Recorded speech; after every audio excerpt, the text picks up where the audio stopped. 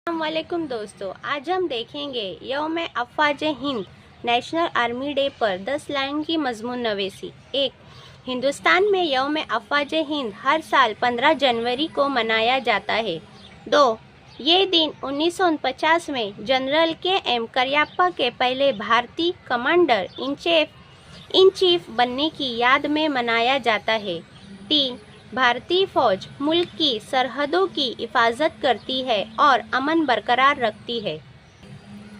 4. ये दिन फौज की कुर्बानियों और बहादुरी को खराजे तहसीन पेश करने के लिए मनाया जाता है। 5. मुल्क भर में फौजी परेड्स और दीगर तकरीबात मुनक्किद की जाती है।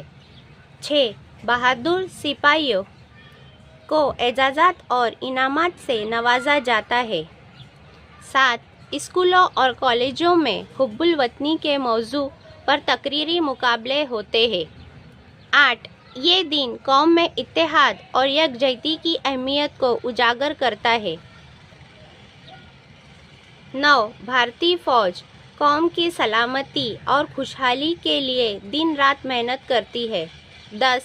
यौम अफ़वाज हिंद हमें अपनी फ़ौज की कुर्बानियों को हमेशा याद रखने का दर्स देता है। शुक्रिया दोस्तों, मेरी वीडियो को लाइक शेयर सब्सक्राइब कीजिए।